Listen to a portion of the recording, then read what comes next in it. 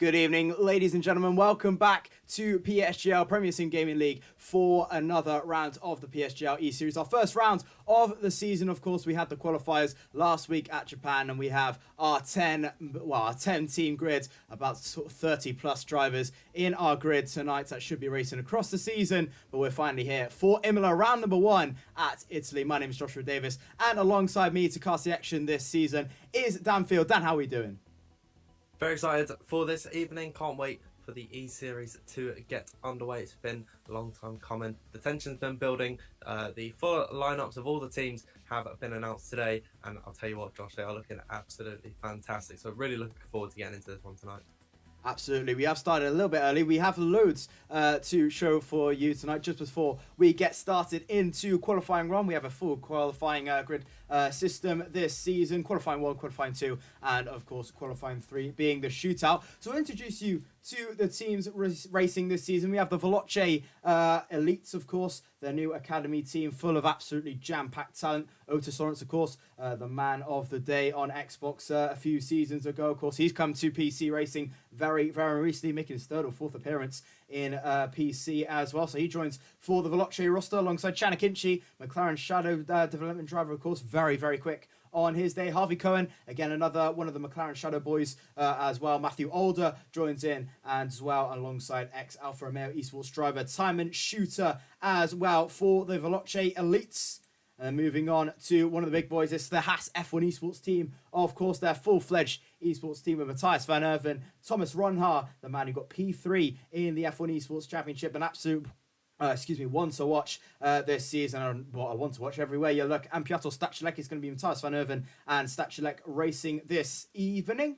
As we move over again to another big talent, Williams Esports, only 2 drivers on their roster this season, which is Alvaro Caraton and Shanaka Clay, filled with talent once again with the Williams Esports boys. And of course, only being a 2-man team, they can definitely bring something juicy to the table. Race Clutch then, of course, the Alpine esports team powered. They power the Alpine esports team. Of course, it's going to be Patrick Shipos, Luke Smith, Olaf Soko, Ruben Pedreño, and Christoph Sal. Obviously, Patrick Shipos and Luke Smith, part of the Alpine esports development. Of course, absolutely brilliant drivers to their degree. And Luke Smith obviously winning PSGL F1 on Wednesday night, I think it was, which is absolutely fantastic indeed. His first win ever in F1. So hopefully some better things to come for him tonight as well. Moving on to then our final pro team, of course, RHE Academy, which is Alfie Butcher, one of the big men on PC, one of the rising talents also as well. Ulas Zildrum comes in as well alongside Ika Baena,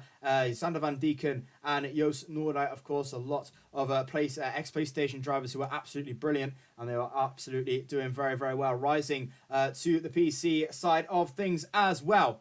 Moving on to our community teams then, TF10 Esports, one of the big guys in community racing. That is Max Wissel, Dylan Warren, Harlan Marquis, Alfa Romeo development driver, of course, Jack Laverty, and Flourish Ryers, obviously ex-F1 Esports driver as well. So hopefully big things for them tonight. They should be absolutely fantastic indeed. And then another big talent as well with VSR. Alexander Kraft joins them alongside Andrei Tarabukin, Duncan Hoffland, Aston Martin development driver, Felipe Sousa, and Thomas Harvey. That is your VSR lineup, packed with talent once again. And it's so good. Obviously, anyone can win this championship. It's absolutely unbelievable. Then going on to FVR, of course, it's F1 Ferrari, Nadi Perez, F1 legend, Modestro Mena, and Corden N'Golo, who will race for them throughout the season. Of course, hoping to try and get up the table as well. Did very, very well in the qualifiers, so they can definitely bring something for the table for the rest of this season. Parnell Racing, our penultimate team racing this season, of course, which belongs to Jack West, Boilan Ferrer, Isfan Pookie, Camille Stachua, and Sergio Sabrino, of course.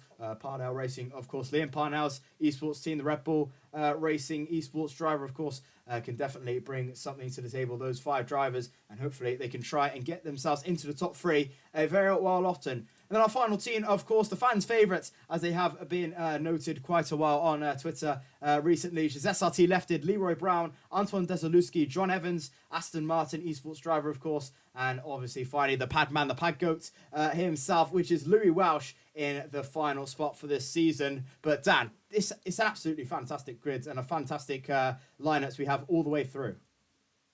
Absolutely, and they're here for a reason, of course. The qualifiers took place last week, and that allowed for TF10, VSR, Parnell, FVR, and SRT to make their way into this event, competing against some of the best teams. And it really is going to be bridging the gap between the community-based teams and then the upper echelons of the esports side of things. And certainly, teams like Veloce, Race Clutch, REG, and Williams and Haas to an extent as well, they are going to be watching this event, and they're going to be sort of just eyeing out who potential stars of the future could be. You know, some of these guys in these community-based teams. That being said, a lot of these drivers already have experience with some esports teams, so it's going to be very exciting to see how they all mix in together and how this race goes tonight.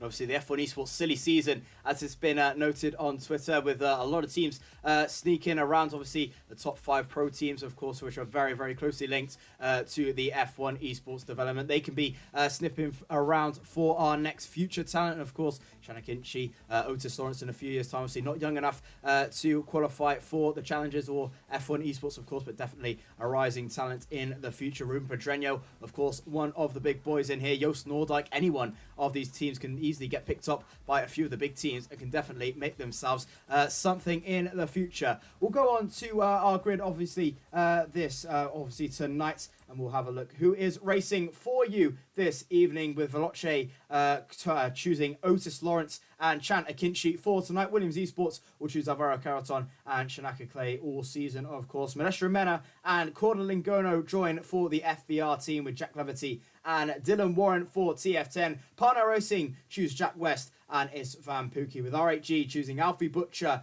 and Joost Noordijk for their team. And then SRT choosing Antoine Desaluski and Leroy Brown, with Race Clutch, Luke Smith and Olaf Soko. Luke is not racing tonight. He is fallen ill, unfortunately, so it will be Ruben Pedreño who will be replacing him tonight. Then Hasafon Esports have chosen Piotr Stachelek and Matthias Van Erven. And then VSR will choose Alexander Kraft and Andre Tarabukin for their side tonight. And absolutely, Dan, already this grid, probably one of the absolute favourites and one of the strongest we've seen, not only just in tournaments, but also in league racing as well. Yeah, this is really as good as it gets, and I'm really excited to see the likes of the Williams Esports boys, of course, Alvaro Caraton and Shanaka Clay, the only 2 drivers listed for Williams. They're going to be doing all 10 races this season. Really excited to see them this evening. Also really looking forward to the Veloce boys, because of course Otis Lawrence, he is sort of the talk of the town, I'd say, at the moment, in just the terms of how he's been able to rise up from the Xbox, be so strong over on that platform, and then translate over so well on to the PC. It's really going to be a test of his skills. It's going to be a fantastic event tonight. We've got 18 minutes of Q1, then 50 minutes of Q2, then 12 minutes of Q3. The full qualifying format is going to make for some very exciting action. Absolutely so. We're just about to get ready into Q1 in a couple of moments' time, ladies and gentlemen. Please leave a like and subscribe, obviously, of course, to our channel. Put one in the chat. Who do you think will be on pole position? Who do you think will win this Grand Prix? Obviously, we have the first round of the PSGL E-Series this season coming into you in about 25 seconds' time. It's going to be an absolutely incredible race. It must be, as we wait for all of our drivers to get into the lobby. And we have kicked off for the first time. The PSGL E-Series has come to your screens. The one and only have come to the territory, as we wait now for the red light, well, for the green lights to start in the pit lane. And we can start our qualifying 1 times. There we go. The lights have gone out and we finally on the grid after so much talk. We are racing in the PSGL E-Series. There we go for the first time. We have a full bright sky above us. We have a dry track and hopefully a dry track for the race. We're ready to go for the PSGL E-Series, Dan. Yeah, it is nice and sunny, not a cloud in sight. Who is going to be the first driver to break cover? We'll have to wait and see. And you can see all the drivers on the left-hand side. I believe they have been instructed to put their team's tag in brackets just before, so on that they might be issued with a warning before any penalties are applied. But you can already see Antoine Desaluski, Modesto Mena, they're fitting the intermediate tyres. Very common theme throughout the upper echelons of the F1 esports side of it and league racing in general. All the drivers like to do an installation lap on a set of the intermediates, not to use a set of the softs that they want to use later on in qualifying. And I believe just to check, make sure that everything is working nice and fine. I can see one of the Mercedes cars coming up. That is going to be the VSR team, but who is it? Will it be Andrew Tarabukin or Alexander Croft? It is going to be Tarabukin out first.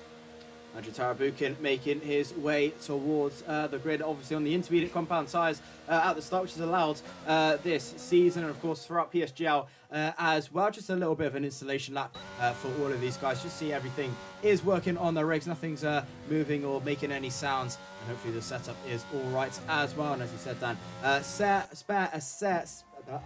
set of tyres for later on in qualifying. We'll ride on board with Andrei Tarabukin around his first few laps in qualifying on the intermediate compound of tyres. And we can see who will be the first one out onto the track and out on for a first couple of proper lap times in a few moments' time, where the Ferraris have just walked out as well. Is that Madesha Mena or Korda Ningola? We'll have a look to see. It's one of the FER drivers. It's going to be Madesha Mena, who makes the second appearance in the PSGL E-Series. He is out there for Ferrari and for FER as well. Andrew Tarabukin, of course, was just further up the road in Sector 2. But Dan, talk about the Imola circuit. Obviously, it's a very, very famous one for a lot of interesting reasons. It's absolutely fantastic and very historical circuit. But it's definitely sort of those RNG tracks, if you like, if I'm allowed to use that sort of language. But it's definitely one that you sort of have to take with rough and smooth, isn't it? Yeah, absolutely. The curves around here can be killer, especially with the high-speed chicanes in the early sector. If you get on them too much, you're going to be sent spinning into the gravel. And that is one thing that I really love about this circuit, that it's not all of the runoff like you see in Paul Ricard. It's very unforgiving. You can see as Tarabukin begins his lap right at the exit of, I believe, turn number 4, he is met by grass. There's no run on this circuit, so you need to be absolutely perfect through. As a slight snap of the steering wheel as he heads through turn number 6 in towards turn 7 of Tosa. We could see some dive bomb overtakes, especially on the first lap through here. Up towards the second sector, a series of fast corners through here. Of course, he's going to be a lot more confident once he straps on a slick set of tyre in towards Aqua Minerale. And I remember commentating with Ginger Andy, he'd always commentate that. He would always comment on the fact that that just means mineral water, but it seems a little more fancy in Italian. In towards, I believe this is Variante Alto, where the curbs are incredibly high through there, so be careful not to run over them. And in towards the third sector, where this circuit begins to calm down a little bit. It's just two 90-degree left-handers pretty much, and then you're finished with your lap. But Andrei Tarabukin on his set of the intermediates, finishing up his installation lap himself, and Modesto Mena, the only drivers out on track.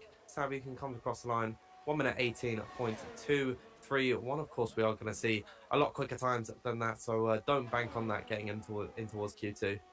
Absolutely. First couple of laps done in the E-Series, and Andrew Tarabukin tops the timing sheet so far, 18.231. Obviously, we'll see far quicker times than that throughout the session, probably about 4 seconds quicker already, as obviously in the intermediate compound tyres. Not really, not really a respectable time. Only 2 drivers still out on track. Everyone's still pretty happy to stay in towards the pits, as Madesha Mena rounds the final couple of corners for FER through the final corner of the lap on towards the track and staying tight towards the line as much as you can. The DRS will open right up in your face. That's an 18.596 for Madesha Mena in the first couple of runs here in qualifying. Andrew Tarabukin on an 18.231 so far, and Madesha Mena on an 18.596. Still no one yet to set a lap on the soft compound tyres. Should not see that for quite a while, probably another 2 or so minutes left in this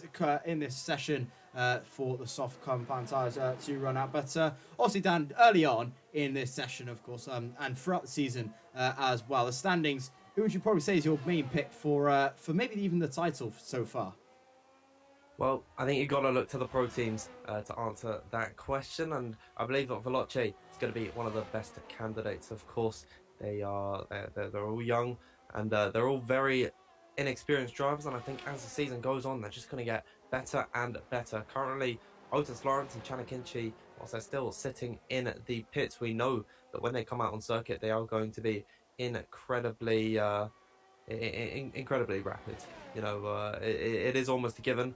Of course, I wouldn't bet on the community team just to lay over and let these pro teams trounce them. I'm looking to the likes of Parnell and VSR and TF10 as well. I'd say those three teams are going to be the ones mixing it in with the pro teams, and then FVR and SRT. I really hope that they can have a strong time. But then even thinking about that, FVR, I didn't expect them to get through, and they managed to surprise me. And of course, SRT have got some very talented drivers, one of them being Aston Martin F1 Esports driver John Evans. So realistically, at this point, you just can't sort of place anything anywhere. It's very hard to gather. However, as the session goes on, we'll start to see who has the pace around this circuit. And if you're wondering why everyone is in the pit lane at the moment with 11 minutes left to go, this normally does just happen. The drivers don't want to utilize their tyres too early on. Around about the 10-minute mark is where we see the first drivers coming out on track on a set of these slick tyres. So we're about a minute shy now.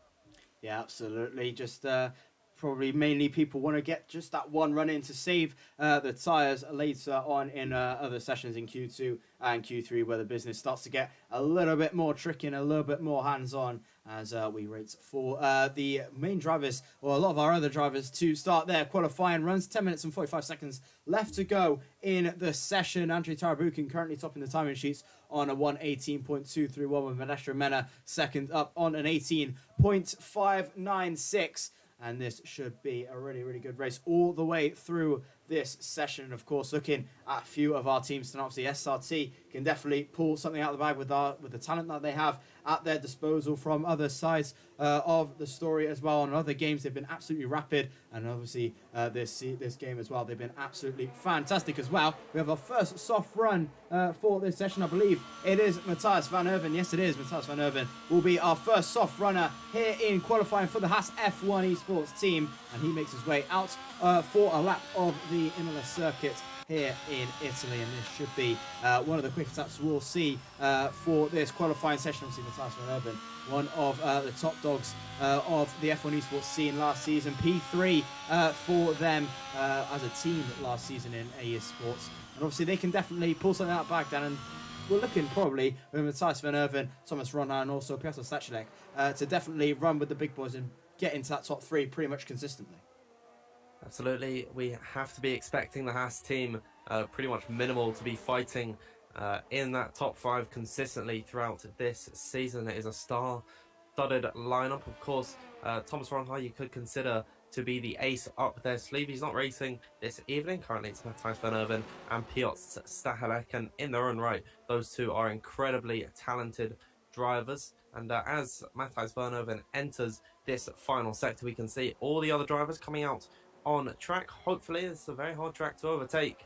Matthias doesn't catch any traffic through here, but he's taking it nice and easy, waiting for everyone to come out of the pit lane, getting the last bits of heat in towards the tyres. The enters Ravazza 1 and 2. He'll be beginning his lap of Imola very shortly.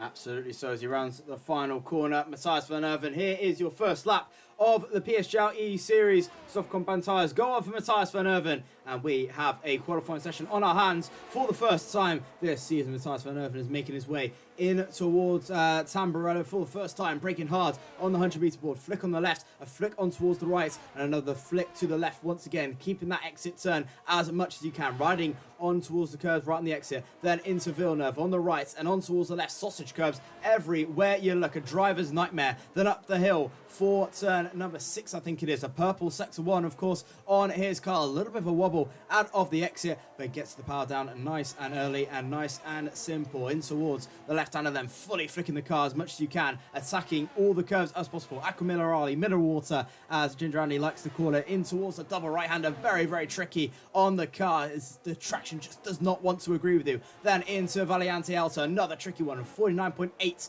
in sector 2 respectively for Matthias van Erven, and Valiante Alta is taken very, very nicely indeed. His teammate Piotr Stachilek waits waits for him on the side of the track as we head into the final couple of corners for Matthias Van Erven. The penultimate corner, then the final corner awaits him on towards the curves, attacking everything you can. The DRS will hit you in the face, staying tight towards the checkered flag on the right-hand side and across the line. It's a 14.875 for Matthias Van Erven. Not a bad start to qualifying.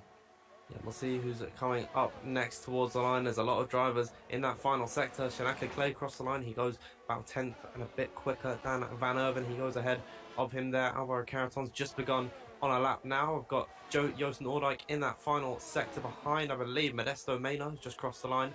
No improvement there. I actually think there was a little bit of a glitch there as Joost Noordijk comes across the line. He's a little bit slower than Matthijs Van Erven, and Alfie Butcher, his teammate, goes to the top of the order. Very nice indeed from Alfie, a 1 minute 14.578. And of course, I believe Imola was one of his first races in PSGL way back, I think, either at the beginning of F1 22 or indeed at the end of F1 2021. So really well done from Alfie Butcher. He lays down the gauntlet early. See some of the community teams getting in and around that top 10. Dylan Warren's gone P5, then Desaluski for SRT's gone P6. Otis Lawrence, the first of the Veloce boys to cross the line, he goes into P2, and his teammate Chana Kinchi goes into 4th. And we can see already a lot of drivers, there's 3 drivers currently on a 1 minute 14.7, so very tight indeed throughout the order. However, it is Alfie Butcher with just under 6 minutes left to go. He's clearly out in front. Absolutely so. Jack West comes across the line. He goes P8 for par now. 14.931 for him. One of the Williams, I think, it's just crossed the line. Alvaro Caraton goes into P2, matching almost with Alfie Butcher by only a couple of hundredths of a second. The Ferrari across the line, I think that's Maestro Mena, goes P20. Then Squadron Ngola, just crossing the line as Maestro Mena starts a second lap on those soft compound tyres. But everyone has crossed the line right now, and with 5 minutes left to go in the session, that might stay the way it is. Alfie Butcher for R8G doing the business for them with a 14.578, beating Alvaro Caraton to P2 with a 14.628 for him. And then Otis Lawrence for Veloce in that top 3. Shanaka Clay sits P4 with Chana Kinchi in P5. Van Erven is 6th with Joost Noordijk in 7th. Dylan Warren sits 8th with Jack West in 9th. And Antoine Desaluski for SRT sits in that top 10. And it is so close between obviously Jack West and Anton Desaluski, most notably, and obviously Joost Noordijk as well. 2 thousandths, almost 3 thousandths between all of them respectively as well. This is going to be absolutely fantastic. And Veloce using the McLaren team as well. They had a choice of obviously Alfa Romeo, Mercedes and McLaren as they power these F1 esports teams. So they've chosen with McLaren, a team decision I'm sure it was, as they currently sit 3rd and 5th. And Alfie Butcher for R8G, topping them all with a 14.578 down. He's about half a tenth clear of Alvaro Caraton. Currently at the moment, the bottom 5 sits as Olaf Soko. Hopefully I'm saying that name right. I remember him as Suku on the PlayStation platform back in F1 2020. Leroy Brown, Andrei Tarabukin, and then both the FD Golo and Modesto Mena currently in the drop zone. Seems early on. Race Clutch, one of the pro teams, of course, struggling at this point. They sit 15th and 16th, and I think it would be a big loss for them if they went out this early. Certainly, Rimpagionio and Olaf, they're both going to have to come out of the pit lane, try and set another lap. Despite that, they're only not even half a tenth off of the top time at the moment, currently heralded by Alfie Butcher, with just over 3.5 minutes left to go. Modesto Mena's getting his car service, currently sitting 4 seconds off the pace, so he has not had a good start. He's been invalid on his first attempts. Really, I think, going to play on his mind as he gets brought back into the pit lane. Not going to be too far from expecting some drivers coming back out of the pit lane and onto the track, but it's just a question of who feels that they're safe enough. I get the inkling that I think it's going to be about 7th downwards where Joost Noordijk is. That's when they're all going to have to come out of the pit lane. I would bet money on that top 4 being 100% safe. Arguably Chana Kinchi as well. Matthijs Van Erven, he might be on the bubble ever so slightly. There's more drivers coming out of the pit lane. We've got one of the Parnell boys coming out first. That is Jack West for the AlphaTauri team. Of course, Parnell this evening. He thought this race was an hour later. However, he has made it on time and he's out on circuit with just over 2.5 minutes to go. Absolutely. Jack West will join the fray. Alfie Butcher, Alvaro Caraton, and Otis Lawrence deciding to retire the car. They think they're safe and probably looking. They probably are. As you can see there, from 1st to 19th, half a second separating the top 19, and Modestro Mena not getting a clean lap on those soft compound tyres. He will have to go again. You're looking probably, I'm going to say, as we have a look towards our fastest laps of the session, you're probably going to look at about a high 14 that will probably set you free. About 14.8, probably a low 14.9 as well. And near Jack West is where we're looking, as you can see there. But bottom 8 all have gone out for qualifying. Your Snoordijk, Van Erven, Akinci and Clay have decided to stay out as he retires as well, Shanaka Clay, from the session. So the top 7 probably, I'm going to assume, is going to be safe. Matthias Van Erven down probably might not be safe. Your Snoordijk thinks he's safe though. But we'll wait and see then. Jack West comes towards the final couple of corners to start his final lap in Q1 as we get ready to go. 1 minute and 30 seconds left to go in the session. He swoops to the left-hand side to get that nice cut in for the right. And he is away for his final lap in qualifying then. Dan, let's take us through a lap with Jack West.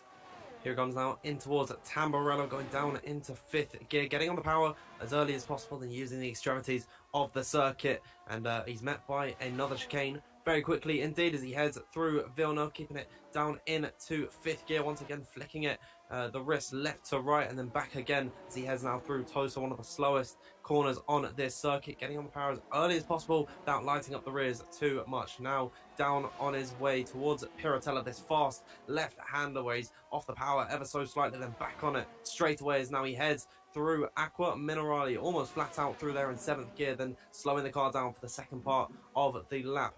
In towards sector 3 he goes. We'll see what his improvement is. He is improving ever so slightly. It's 800ths of a second, getting the car as slowed down as possible through the Variante outer chicane, and he's done that very nicely indeed. Now it's just Ravazza 1 and 2 for Jack West as now he hits the braking zone. How can he manage this? Gets on the curbs on exit. Very tricky. If he gets on the power too early, he'd be sent right off in towards the gravel like Carlos Sainz. But in towards now the start-finish line, he goes P4, and I think Jack West will be very happy with that time. Absolutely so. Dylan Warren is next for TF10 across the line. He goes, cannot even approve. The Aston Martin, who is that? Is that Antoine Desaluski? No, it wasn't. It's Leroy Boyd. He sits into P10. The checker flag has now come out. One of the Mercedes is about to cross the line. That's Andre Tarabukin. I think he retires from the session. He is out of qualifying. The Ferrari of Modestro Mena sits it into P8 there as Ruben Pedreño now tops the timing sheets 4 thousandths quicker than Alfie Butcher. 14.574 is enough for him. Olaf Soko gets it out of the bottom 6. He's up into P8. Jack Lavity in P10 just crosses the line for TF10 as well. Matthias Van Erven is out there. He's invalidated his time. Should be okay. Antoine Desaluski is out there as well for Aston Martin. He's just finished. He is out of qualifying. Leroy Brown, I think he's just finished as well. He looks like out of qualifying as well. Dylan Warren has finished his lap as well. And I think that is it for qualifying. A lot of things happening at once, where we have our knocked out series of Dylan Warren, Antoine Desaluski, Leroy Brown, Corden N'Golo, and Andre Tarabukin, with Dylan Warren missing out by 4 thousandths of a second to Joost Noordijk. Yeah, Joost Noordijk's going to have sigh of relief in his cockpit. Of course, he didn't come back out onto the circuit. I don't think he would have been safe with that time, but he's just about survived by the skin of his teeth, and he's made it through by 4 thousandths. However, he's got to forget about this Q1 result. Q2 underway very shortly. Ruben Pedreño on the cusp of being eliminated. He goes fastest of all the drivers by 4 thousandths of a second ahead of Alfie Butcher, who didn't come out for his second attempt. The advantage will definitely be going the way of the likes of Alfie Butcher, Alvaro Caraton, Otis Lawrence, and Shanaka Clay, as well as Shanna Kinchi and Joost Noordijk as well, actually, given that they only utilised one set of soft tyres to get themselves into the next session. That brings us to the end of Q1. I think the big talking point here, I would have to say SRT, both drivers being eliminated. Yeah, SRT with one of the biggest drivers on the grid as well from a lot of their times, and they are knocked out in Q1 first of all, which is a big shock for a lot of us in the chat. Ruben Pedreño, though, tops the timing sheets for Race Clutch with 4 thousandths of a second quicker of Alfie Butcher in P2 of Ara Coroton. Half a tenth slower, than Ruben Pedreño in P3 of this one. Pookie in P4 per par now. Otis Lawrence sits P5 with Jack West in P6. Shanaka Clay is 7th for Williams with Alexander Kraft in 8th. Piotr Stachnik is 9th with Soko in P10. Akinci is 11th. Laverty is 12th with Van Erven in 13th. Manesha Mena is 14th with Joost Oordijk in 15th. And our eliminatees were Dylan Warren, Antoine Zaluski, Leroy Brown, Gordon Ngolo, and Andre Tarabukin. And that was a pretty big shake-up of the system for the likes of FSRT, definitely, Dan.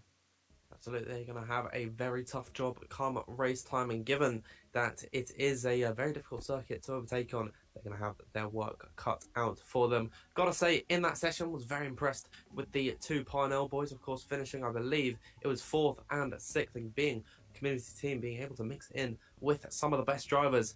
Very impressed to see them up there, the pair of them. Istvan Pookie and Jack West will be surviving into Q2 already. Absolutely, so I think we are just about to get ready for Q2. There's a very, very busy to start things off. I think it's one of the Williams who have come out first. Is that Alvaro Carreton in P4? Yes, it is. He'll start things off for the session. So both Williams drivers get through into Q2. So do Race Clutch Parnell, RHE, Veloce, and also Haas as well, I think, make it through. Only one VSR driver, which is quite a shock. Andre Tarabukin just not getting that lap time in, and Alexander Kraft will have to hold the fort for VSR. Currently 10th at the moment. Alexander Kraft, he has decided to stay in the pits for a little while longer, but already RHE showing some pace as well, alongside Veloce and alongside Williams. A lot of those guys really putting it through, but obviously as well, Ruben Pedreño topping at the time sheets there, with Alpine sniffing around. This could be pretty interesting for him. Yep, absolutely. As Q2 gets underway, typically the first runs in this session are all on a scrub set at a time, so I wouldn't be expecting any world beaters from them tonight. And I think one of the reasons they do it, well, I guess just not to burn up a fresh set of the softs they want to use in Q3, but it's also got something to do with the psychological effect, because of course they're going to go a lot slower on this lap, and then if they were to utilize a fresh set of the tires, and they're going to have that green delta as they hit their second lap, and that is going to have slight confidence boost, I would think, headed into that one. And you know, if you see that you're green and you are improving on your previous best lap, it's going to be a confidence boost, and hopefully it's going to spur you on to complete your lap to full effect. As Alvaro Carreton, he gets his run underway, looking very nice and planted in his Williams, and he's taking this very nicely indeed as he hits turn number 7 at Toaster. He's still fully committed on this lap, despite it most likely being on a scrub set of the tyre. Tell her this is. Absolutely. So here comes Alvaro Carreton then through into sector 2. That Williams is planted so well. Through they go through Valiante Alta in a couple of moments time. Furuka Millerali as well into Alta they come then. 49.985 for Carreton in sector 2 as he massages all the way through Valiante Alta, hitting all the sausage curbs as you like. In towards then the final couple of corners, sector 3 awaits Alvaro Carreton, braking hard towards the left hand side, just missing that curb a little bit on towards the exit curves, hitting that left hand side as much as you can, and across the line here will come the DRS wide open for only a mere few moments. There's a 15.026 for Alvaro Carreton in Q2. Alfie Butcher sits at P2 as well for the 15.095, with Piotr Stachnik in P3 at 15.242 for him, as Matthias van Erven breaks into the 14, so 14.984 for him. Shanaka Clay, P3 with a 15.071. So tight here. Otis Lawrence, P5, 15.128 for him. One of the race clutch drivers, that's Olaf Soko, into P7 with a 15.240, 2 thousandths quicker than Piotr Stachilek. Maestro Mena, through into P9, 15.339 for him as Joost Noordijk is about to cross the line. He's invalidated his time for Alfa Romeo, as I think that is Jack Laverty just coming towards the line now. Yes, it is for Red Bull and for TF10, braking hard towards the left-hand side, on towards that curb, flick to the final corner, get into the line as much as you can. The DRS will hit you in the face right about now, and across the line for Jack Laverty is P6 with a 15.210. Ruben Pedreño will be next for Race Clutch, the man who topped Q1 a few moments ago. He crossed the line now and goes second with a 15.014 and does not match Matthias van Erven, but so far out the blocks, Van Erven is absolutely flying. Absolutely the only driver in the 1 minute 14s at this point in time. Joost Noordijk, he did do a 1 minute 14.997 if I'm not mistaken. However, of course, he did invalidate on that lap. Already we do have Alexander Kraft coming out for an outlap here, and I believe since we didn't see him come out on circuit at all, the lone VSR driver will be utilising fresh set of these softs, so he'll be the first driver to really give us a representative lap time of their true pace in Q2. Of course, it's going to be a lot of grip on the circuit with multiple cars running along for the first 5 minutes of this session. We've got yellow flags in sector 2. That's just one of the Alpine cars going a little bit slow. That would have been Ruben Pedreño, not going to be getting in the way of Alexander Kraft. I'd imagine that the Spaniard will be heading his way back into the pits, as there's only 3 drivers actually out on circuit. Laverty and Pedreño both on in laps. Alexander Kraft on an out lap here, and we'll see what he can do as he hits the 3rd sector. He'll be slowing down, preparing for his first run in Q2. Absolutely. Kraft, West, Pookie and Noordijk yet to set respectable times in this session so far, but we're about to see Alexander Kraft's attempts as he makes his way through the final corner, and the only man on track so far got the track towards himself as he crosses the line now in towards turn 1. He will come. Tamburello, hopefully the Williams just to the side of him, gets out of the way very sharply, doesn't enter the track just yet, and he has clear track in front of him, does Alexander Kraft into Tamburello. Nicely taken, doesn't use much of the curves, but hopefully manages that all the way through into Villeneuve. Then flick of the rest onto the 50 meter, a flick towards the right as well, using all those sausage curves to your advantage as much as possible. Into the left-hander, on towards a high climbing hill, which is very, very hard to get the power down. It's a purple sector 1 for Kraft at the moment. He is absolutely flying in sector 1. Through in towards Aqua Minerale, he will come 50 meters. You want to have a tap of the brakes as flat out as possible. A little bit too much curb, and that is Kraft's attempt gone and gone. It's an invalidation, and you have to think about that again. Still a lot of time, 8 minutes 20 seconds to go. We should have another few laps coming as a lot of these other drivers start to come out for their second attempt.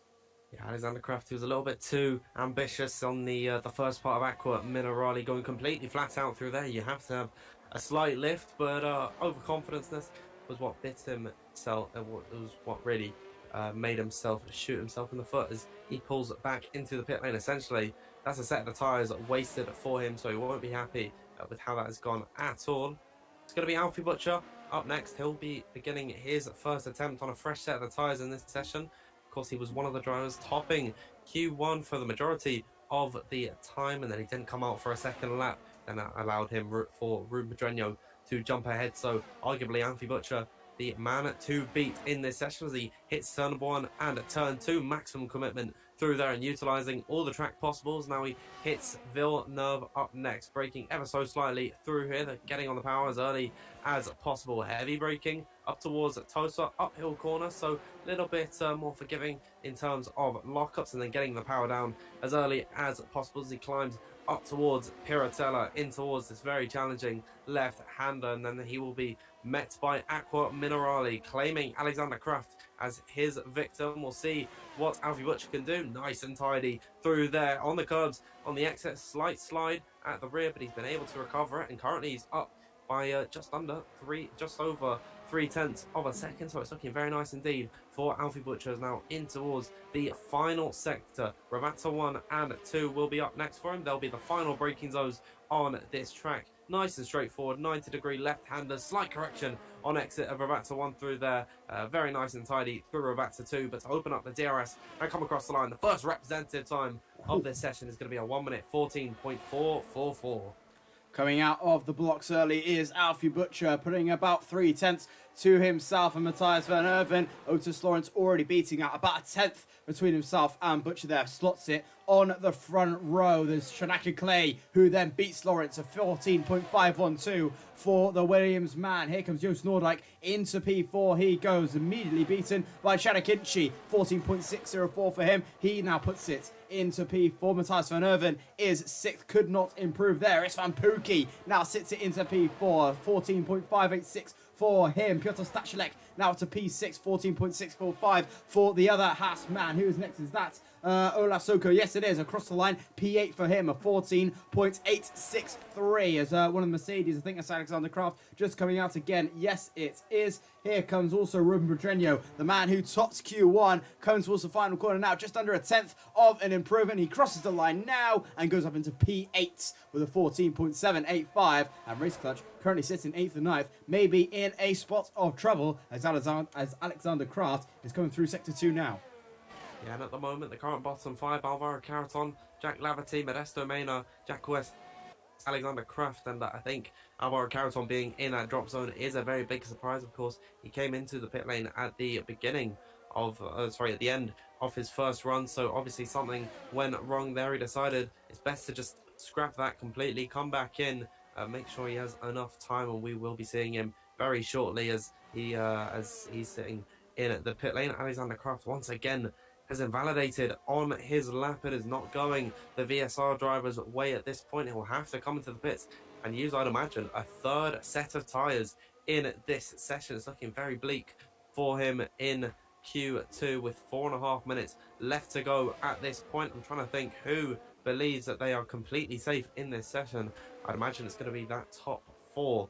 Certainly Alfie Butcher once again. I don't see 9 drivers getting past him and eliminating him from this session. So I think the RHG representative for this evening, he's in a very, very good spot. Absolutely so, and I'm probably thinking a high 14.5 is what's going to do it. A very low 14.6 at best. Chanakinchi is probably on that bubble of 14.604 for him. Istvan Pukki retires from the session. He thinks he's safe. I'm going to assume he probably is going to be with that 14.586. Alfie Butcher is definitely safe with a 14.444. Shanaka Clay as well, probably safe as well, alongside Otis Lawrence in P3. So tight between all of them. As we wait for our final runs in qualifying to happen, you're probably going to see improvements from Piotr Stachilek down towards Alexander Kraft as well, and Jack West not getting a lap in time as I speak. Who is that coming out? Is that Matthias Van Erven just in P10? Yes, it is. He comes out. Is that alongside Jack West in P14? Yes, it is as well. And so is the other Haas man of Piotr Stachilek in P6, probably the only man who probably needs to go out again. Chanakinchi above is probably going to be okay, but we would not mind doing another run just in case. But we're here for the final couple of runs of the knockouts, and then we head to our shootout in Q3 to see who will be our first pole sitter in the PSGL E-Series then. Place your bets, everyone. What will be the cut-off time for Q2? Currently, Matthias Van Erven is that cut line. He is on a 1 minute 14.984 at this point in time. He's not been able to improve on his initial run that he did on a scrub set of the tyres, so expect the Dutchman to be very quick out of the blocks as now he hits the 3rd sector, and I wonder what this cut time will indeed be. I'm going to estimate around about a high 0.6. I do think Piotr Stachilek, despite the fact that he's come out on circuit, I think he would be safe on this time, and Chanakinchi as well. He also doesn't believe that he is home sailing, so the 5th downwards, all of those drivers have to come out on to the track as Vanna,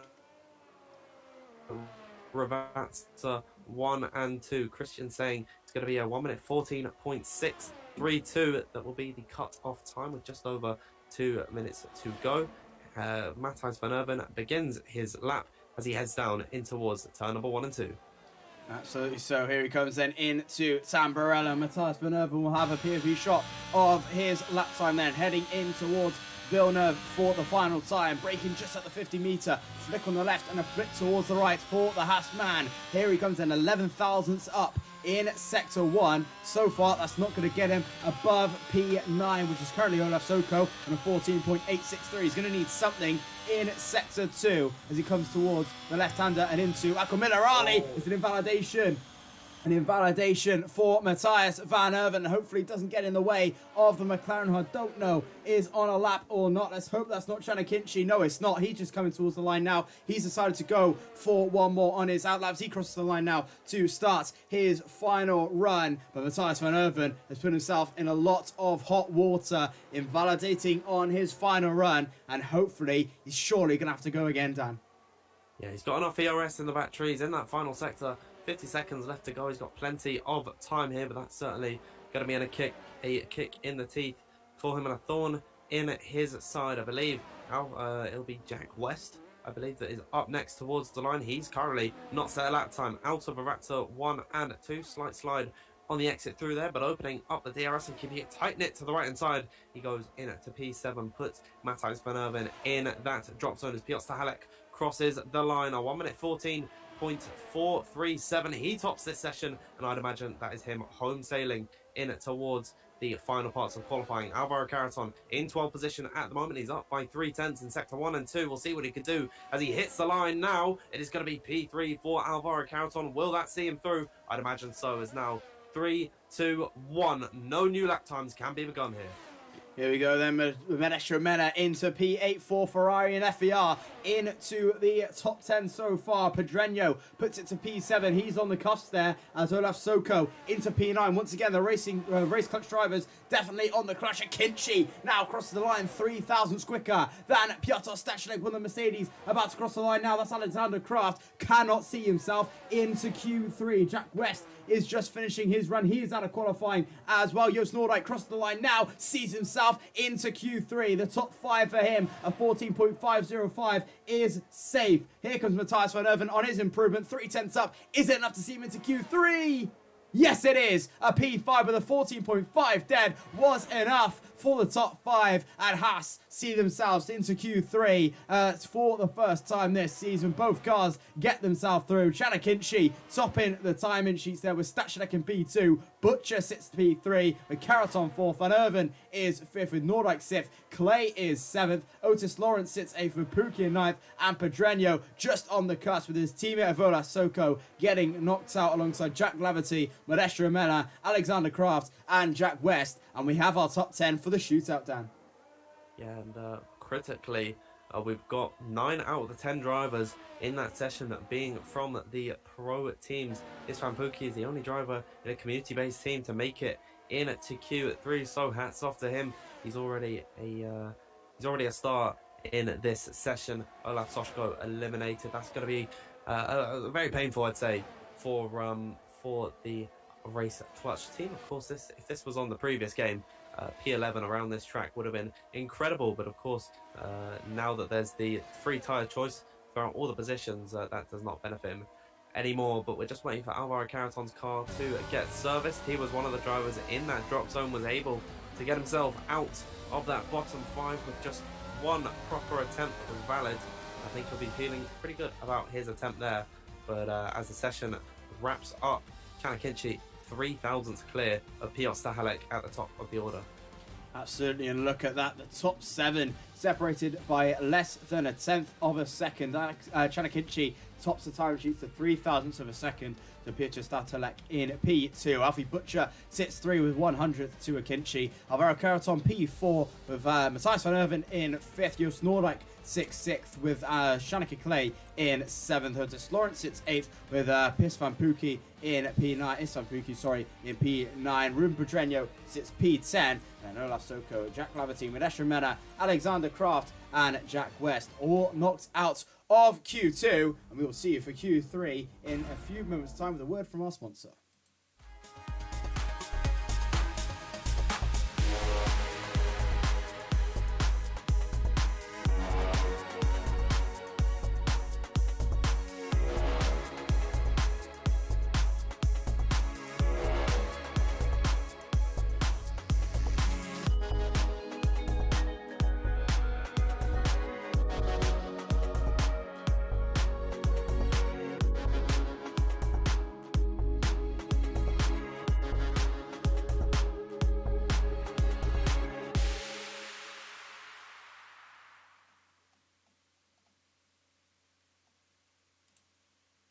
Welcome back then to Q3 here in Imola. We're back for our final shootout, so we're just about to get ready to go on track right about now, and we will see who is on pole position for the first time this season. So we're ready to go on track, and already Alfie Butcher out there so far, and has been so far pretty much the standout of the season so far, Dan. Absolutely, Alfie Butcher in a very strong position at this point in time, and he's the first on an out lap as we speak. Let us know, everyone, in the live chat who you believe is going to be the quickest of the bunch, and surely Alfie Butcher is going to be one of those names. And myself, I'm not too sure who to vie for in the pole position fight. Josh, do you have any opinions here? Still, it's anyone's game. Obviously, Joost Noordijk was up there. Alfie Butcher, you can never write him off, but neither, pretty much, you can't write off anyone. Piotr Stachelek, Matthias Van Erven, Alvaro Caraton can put out the bag. Sokin Shanaka Clay, Rune Pedreño as well. Any of these guys, whoever is on pole position, definitely deserves to be on pole position, but it's going to go to everyone, really, and obviously, I'm probably going to assume it is going to be one of the pro teams that will take pole position. Speaking of pro teams, Alfie Butcher is about to start his lap down. Let's take us through a lap of Q3 with Alfie Butcher. Here he comes now in towards the first corner. I'd imagine, once again, this is going to be on a scrub set of the tyres, but maybe if he's been able to save them up, he'll be going for broke as we speak. In towards now Villeneuve, getting onto the power as early as possible, utilising the entirety of this track. Uphill braking in towards Tosa, nice and calm through here, keeping it in fourth gear as they so often do around those slow corners, and now climbing up the hill towards Piratella. It's going to be a quick flick of the wrist leftwards, a slight correction on exit there for Alfie Butcher, so already slight mistake coming out for him, riding the curves on entry to Aqua Minerali, and indeed again on exit. He's having a very nice run indeed. It's going to be in the third sector, 49.720 his combined sector 1 and 2 time. It's looking very nice indeed for Alfie Butcher thus far. We'll see once he crosses the line whether or not this is on a scrub set of tyres. Given that he's the only driver out on a circuit, I'd imagine it is. It wouldn't matter anyways. He's unfortunately run a little bit too wide out of Aratsa 1. He gets on the power too early out of Aratsa 2, so he's invalidated his time. Almost put it in at the gravel, and he comes back into the pit lane. Shaky start for Alfie Butcher here. Yeah, not a great start to Q3 indeed. So Shanaka Clay will take charge on the first lap of qualifying 3 alongside his teammate of Alvaro Caraton just behind him. But Alfie Butcher, yeah, definitely getting off to a shaky start in this session. Definitely not what he needed for RHG. Alvaro Caraton, Chanakinchi, Shanaka Clay, so Matthias Van Erven, Piotr Stachelek, and alongside other names as well. Excuse me. All out on their first couple of runs. This Van Pookie and Alfie Butcher decided to stay out. This Van Pookie now comes out this lap. And Alfie Butcher just coming out with that invalidation as well. And a little bit of a misdemeanor out of the final corner is definitely going to set him back a little bit in this qualifying session. He's still probably got 2 more laps in it unless he has another set of sauce out of the blue. But we will wait and see indeed. Shanaka Clay will be the next one across the line, Dan. And this is going to be something interesting to see if we can get towards the low 14s.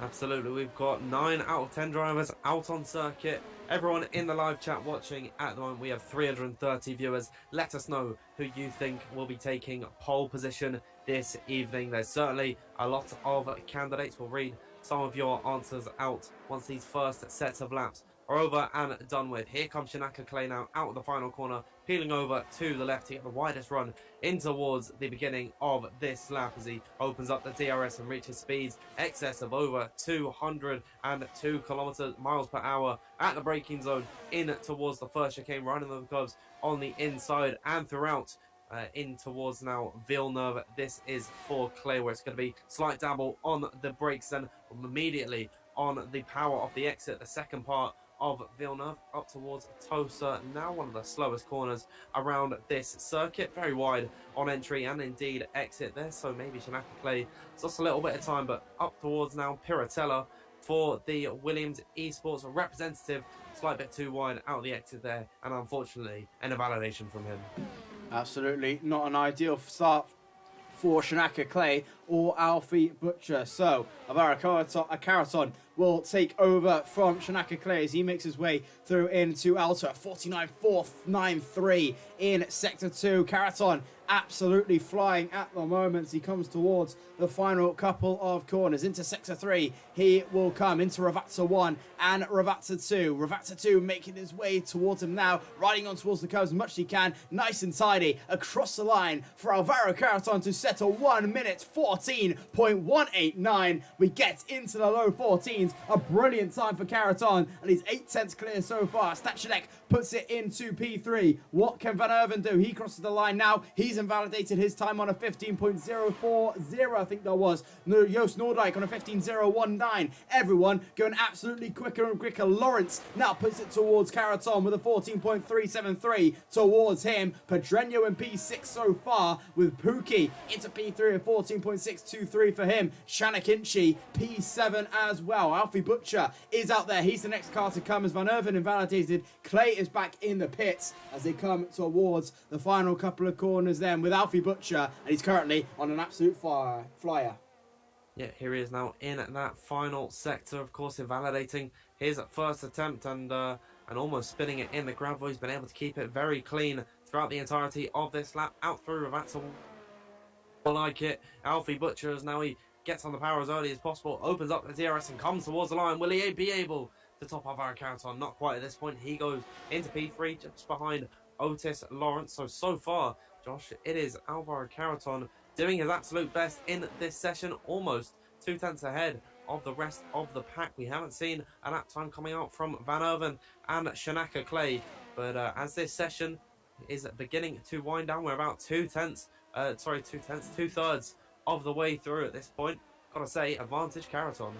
Advantage Caraton indeed, and so far looking likely it's going to be happy days for the Williams Esports team as they come in towards the laps, and into the pits they come. Alvaro Caraton with about a 2/10 advantage to Otis Lawrence and Alfie Butcher at the moment. Williams, Veloce and RHG it seems to be so far. But Alvaro Caraton, we've seen this before. He can absolutely pull it out the bag, and you can see him walk away for miles. He could be the first winner of the PSGL E-Series and become the first, of course, the first pole sitter of the PSGL series. So far, he's 2 minutes and 50 seconds away from that. Alfie Butcher coming in towards the pits now. We wait for the final couple of runs in qualifying. And the canvas for the Storm starts to come out, and Shanakinchi making his way into the pits as well. 2 lap old softs for him. He puts it into P4 as well on a 14.4 dead. And we wait for, as I said, the canvas for the Storm. Alvaro Caraton currently on pole position. Yeah, I was just looking at the race director to see who the quickest of the bunch, and Alvaro Caraton gained all that time in that final sector. So Shazoo Francie is absolutely correct in saying that final sector is certainly something from him. His teammate Shanaka Clay, without a lap time on the board, feels it's best to go out as early as possible. I'd imagine he's fueled up the car for multiple attempts here, so if it goes wrong like it did on his first lap, he'll be able to charge up the battery and go once again. We've got just one of the McLarens of Shanakinchi coming in to the pit lane now, here to do that lap time on 2 lap hold soft tyres. So being only 2/10 off the pace of Alvaro Caraton, we could possibly be expecting a dark horse run from him at this point, as more drivers coming out of the pit lane to begin their outlaps. Piotr Stahalek and Matthijs Van Erven, the 2 Haas F1 esports drivers, they will be taking to the stage with just under 2.5 minutes left to go. Absolutely so. Shanakinchi will start the final run, his final run in qualifying with 2 minutes to go in the session. Van Erven and Piotr Stachilek just behind him, the 2 Haas guys breathing down his neck a couple of seconds back from the road.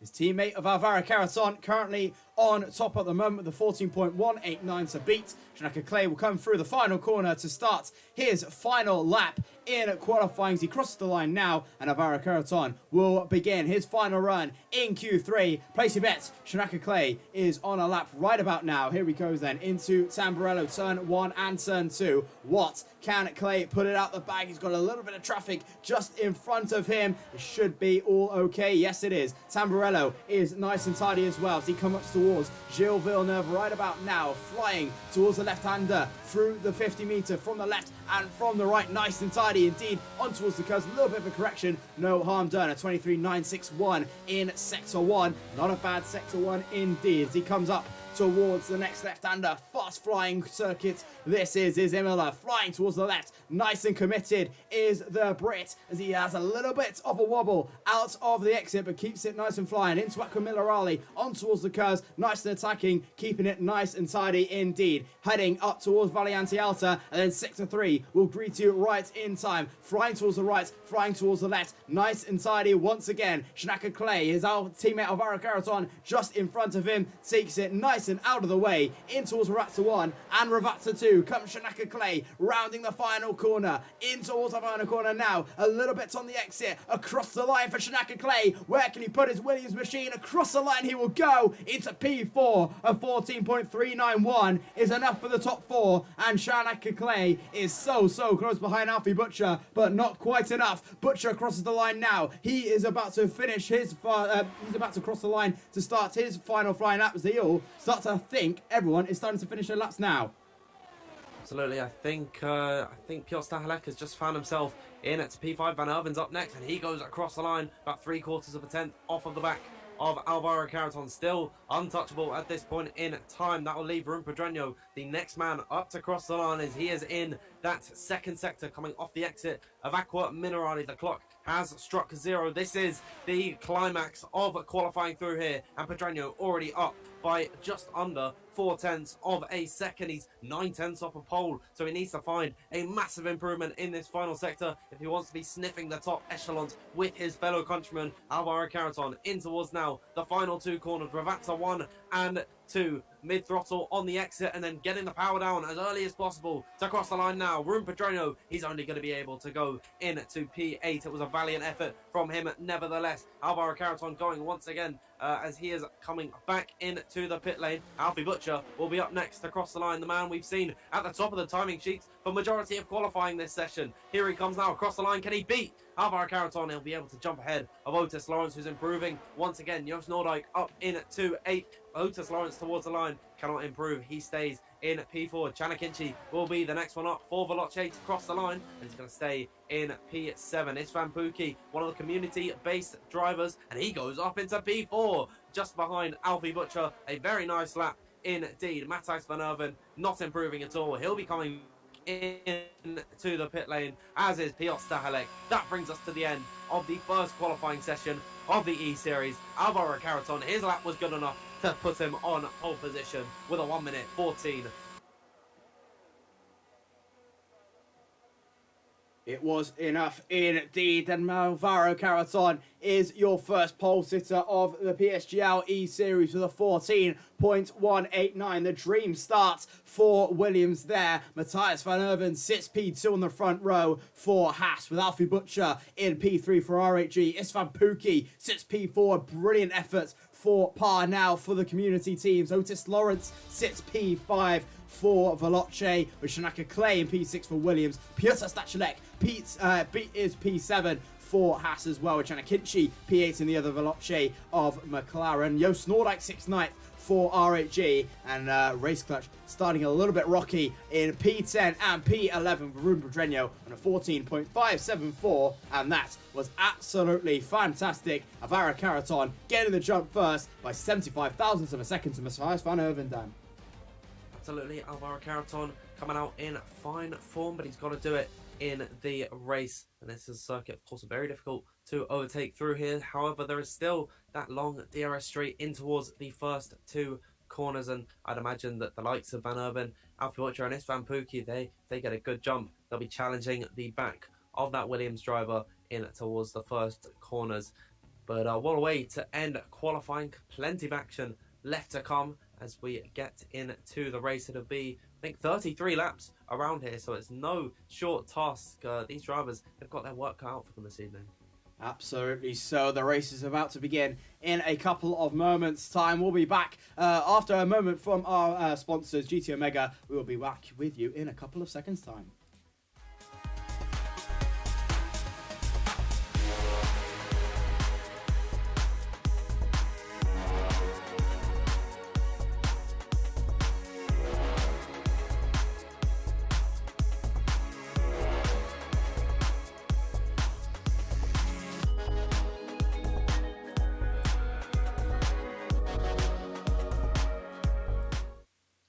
We're already ready to go then. A few drivers already ready to go for the first time in the PSGL E-Series. Apologies for cutting. That's a little bit fine, but we're about to get ready for the first race of the season.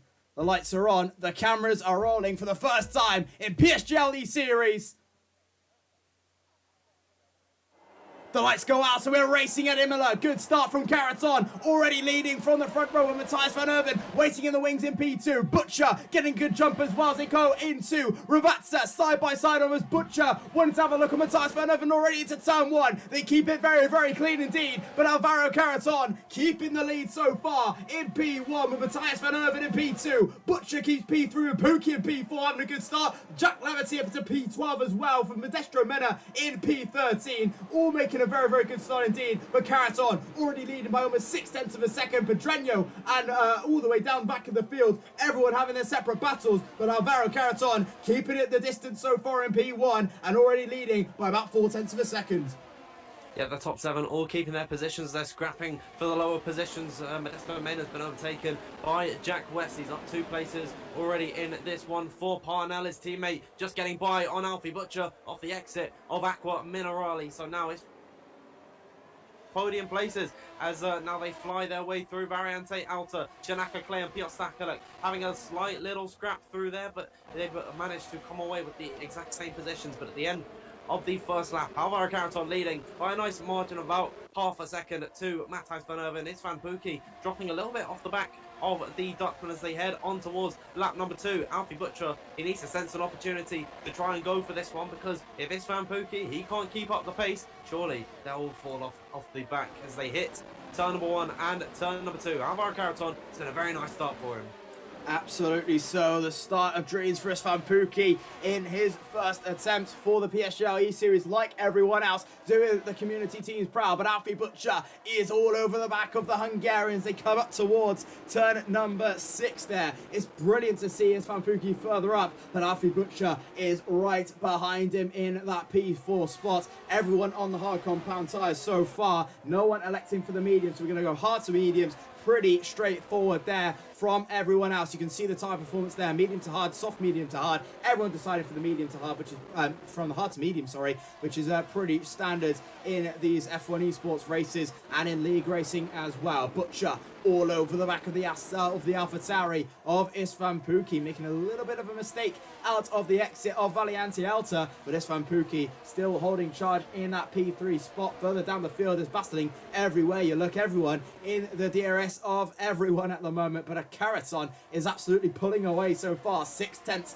of a second to Van Erven as Caraton sets the fast lap of the Grand Prix at 18.421 as the DRS now starts to get activated this lap, and so far Alfie Butcher will be starting to sense a little bit more as the DRS starts to open up, and now he can start to attack Isvan Pookie a little bit more down.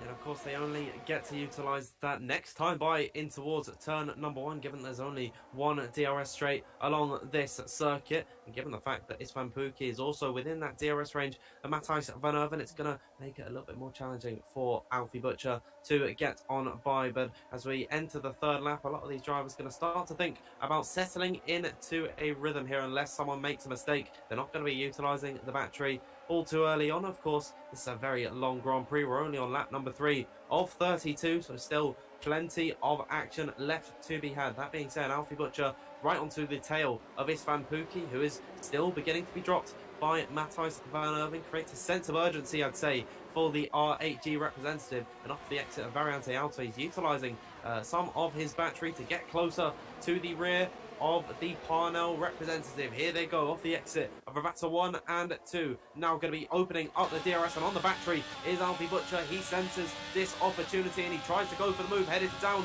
in towards the first corner. Isvan Pookie's not close enough to get a big slipstream off of Matthias van Erven, and Alfie Butcher trying to close the gap in towards Tamburello, not close enough to go for that move, and that is the power of the DRS train. Isvan Pookie was able to close 0.3 of a second to Van Erven down that straight and maintain P3.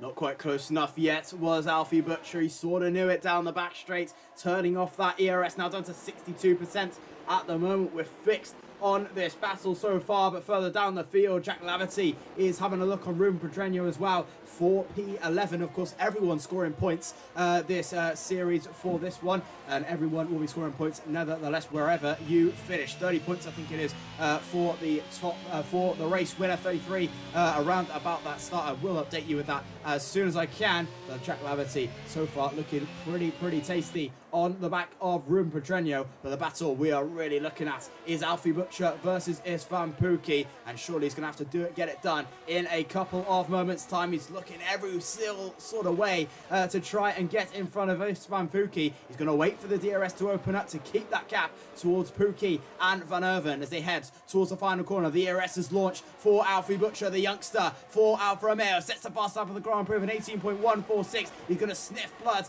in that Alpha Tauri as he goes side by side with the Alpha Tauri. He's going to have a look, but not quite close enough, and he still remains in that P4. But nevertheless, Alvaro Carreton has started to slow up a little bit as Van Erven has started to put in those laps, and now he's only 3/10 behind the Spaniard. And Alfie Butcher really pushing the limits of his Alfa Romeo there, pulling away from Otis Lawrence. However, the Veloce Elite representative hardly using the battery in this race so far, and that is now 2 laps gone of Alfie Butcher pushing as hard as he can to get by on Istvan Pukki. Not working out for him, so already it's not looking great for the R8G driver. However, he is still in that 4th place position. That will net him 22 points with this different points system, of course. Points for all 20 positions, ranging from 35 for the win to 1 point for P20 as now they hit Variante Alta once again. Will we see any moves headed down in towards turn number 1 for the 6th time in this race? Looking at the ERS situation, Alvaro Carreton has plenty to defend with. He's got 90% in that Williams. Van Erven has 70. Istvan Pukki's got 43. Alfie Butcher not much more on 48. Surely Otis Lawrence, if he's close enough, could try and go for a move. However, he's not going to be on the battery at all. So they're all just settling into this rhythm. No one's really close enough to make an opportunity or force a gap in towards the first corner they go. So I'd expect this, Josh, to be going on for a few more laps until someone cracks under the pressure.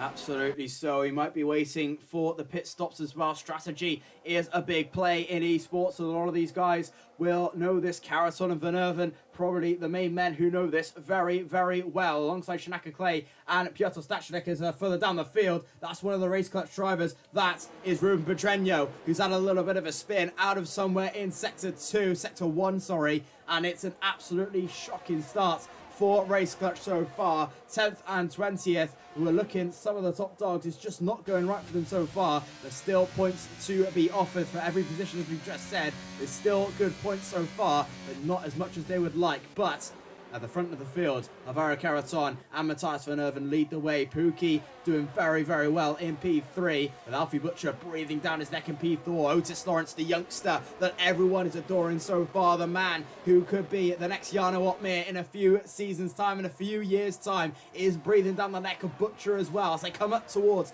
turn number 1 for the 7th time this Grand Prix. Lap 7 of 32. Jack Laverty into the 17s with a 17.940 as they keep their distance very well. Alvaro Carreton still leading this one, 3/4 tenths between himself and Matthias Van Erven as they start to settle into a little bit more of a rhythm. But further down, Andrei Tarabukin having a little bit of a look, Gordon N'Golo as well, but Carreton leading this way still. He's having a very solid drive so far. He was able to top qualifying and control this race throughout the entirety of it so far. Alfie Butcher once again getting close to the back of Istvan Pukki, who seemingly made a mistake out of tow, so he's been dropped by Van Erven and Carreton by quite some margin, and all of a sudden the opportunity could have opened up for Alfie Butcher. If Istvan Pukki's not able to get close enough, headed down in towards the first corner, you get the feeling that Butcher is not going to waste this opportunity already.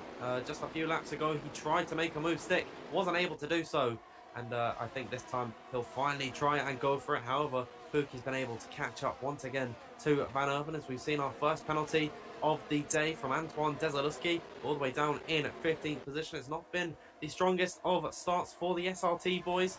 We'll have to hope that in future races they can get their gear together, as here comes Alfie Butcher, not on the battery. He doesn't see this overtake happening. What about Van Erven up ahead? He's now closing that gap to Carreton, who of course isn't in DRS range of anyone.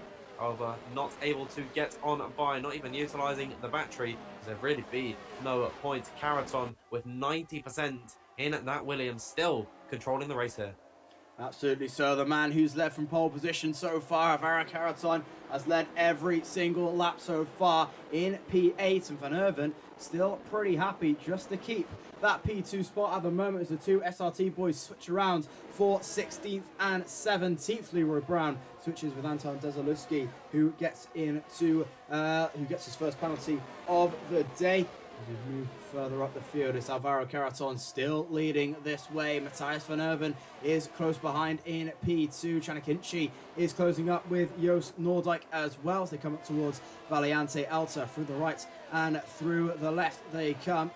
It's getting quite tight every way you look. Pretty much everyone in the same DRS as everyone else. Dylan Warren sort of the exception, 1 second back on Alexander Kraus, but it's flicks every single lap. So we head over to lap 9 of 32 of this Imola Grand Prix, the Italian Grand Prix. It is going to be called, I believe, we have our only Italian race this season. Dylan Warren sets the fastest lap of the Grand Prix with a 17.792. Gordon N'Golo getting the job done on Antoine Desaluski just behind in P17. As Alvaro Caraton still leading this one pretty nicely. I'm probably going to say this one, Dan, is probably going to go into the pits in a couple of laps' time. Well, I wouldn't be expecting it too early on, given that they've only been on these hard tyres for only 8 laps. They've still got plenty of life left in them. I'd say typically in league races they go around about, in terms of percentages, 55 to about 45 on sort of the ratios there. You know, of course, later on in the Grand Prix when they're lighter on fuel, they're putting less wear into the tyres, so those mediums in the later stint can go a lot longer than they would at the beginning of the race. That's typically why we see all these drivers starting out on a set of the hards, because just the difference in pace later on in the race would be monumental and completely ruin their chances of winning.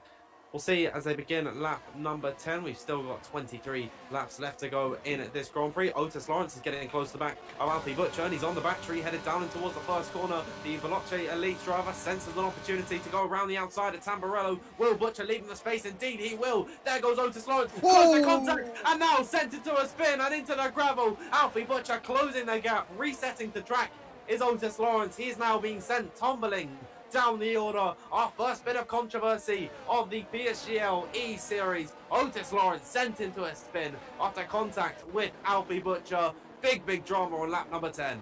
You just never thought that was going to stick there, Otis Lawrence. And I think that was Alfie Butcher as well, side by side into Tamburello. Doesn't always end well. Lewis Hamilton and Max Verstappen having their issues there. 2021 as well. And Otis Lawrence and Alfie Butcher set their differences aside in the sim in 2023. And Otis Lawrence has got everything to do at the back in P14. And I think resetting to track is not allowed as well, so he might get a penalty after the race as well. Side by side, Alfie Butcher not leaving the space, but obviously Otis Lawrence as well, going for a move that probably was not on. And Otis Lawrence is back down in P14. They've got everything to do in the pit stops. Meanwhile, Van Erven is closing in on the back of Alvaro Caraton. This is going to be a switch for the lead, surely, side by side. Van Erven takes the lead of the Italian Grand Prix. And Van Erven can now try and bolt away from the back of Alvaro Caraton. And for the first time, he takes the lead of the Italian Grand Prix.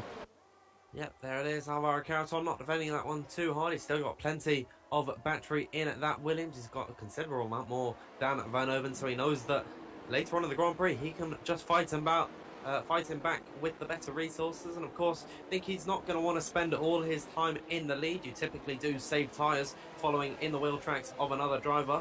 About Otis resetting to track, I'm looking in at the rule book and it says resetting to track is allowed as long as they do not endanger another driver. And I wonder what the sort of general thoughts would be surrounding that one, whether or not he did endanger another driver by the fact that they were all following in the train. But that is a decision for the stewards to make. Van Erven leading this race in from Alvaro Caraton in P2. A bit of a bigger gap to Istvan Pukki. However, he's been able to stretch away from Butcher after his contact just a lap ago with Otis Lawrence, who's still going in this race. There's still points to be fought for.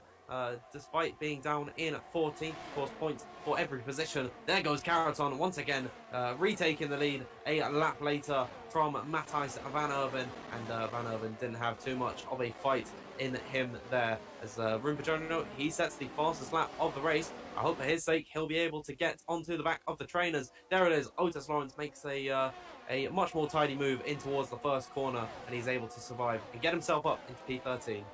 Absolutely so. Taking candidate from a baby was Alvaro Caraton, and Matthijs van Erven, one of the easiest moves he will make all season, and now retakes the lead of the Italian Grand Prix. Matthijs van Erven 7 tenths back so far, with this Van Pookie still holding on in P3 very, very well for the Parnell team, with Alfie Butcher in P4.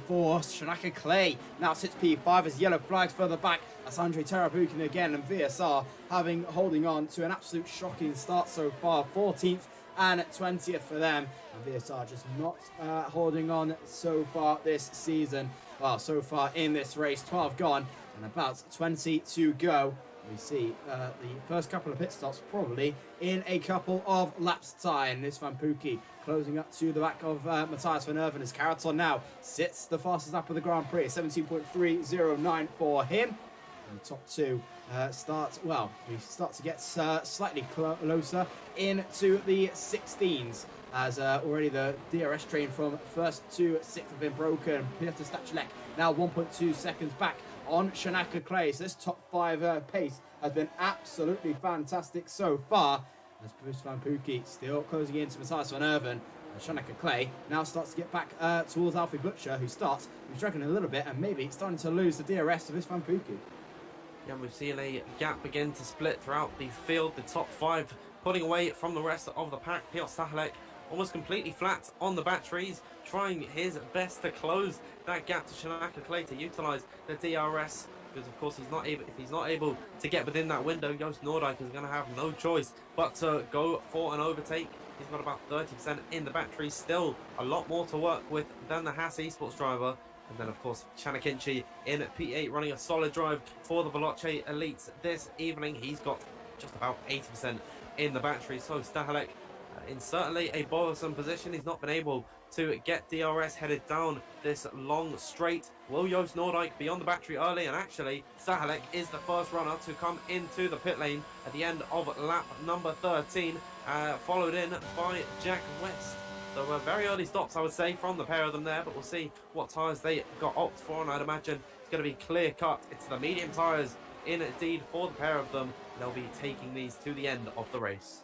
The undercut is what Haas are thinking, and so are Parnell. As Peter Stachelek and Jack West are the first to pit of the PSGL E-Series here in Imola. And Stachelek will try and be pushing for a long time to get in front of Andre Tarabukin.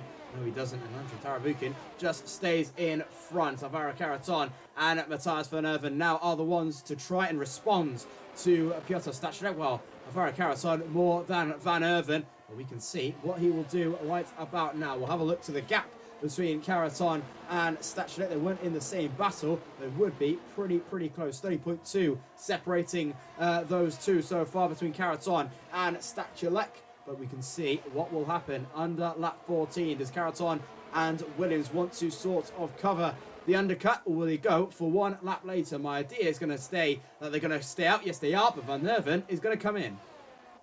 Yep, so that is on one lap after his teammate. Joost Noordijk also following in.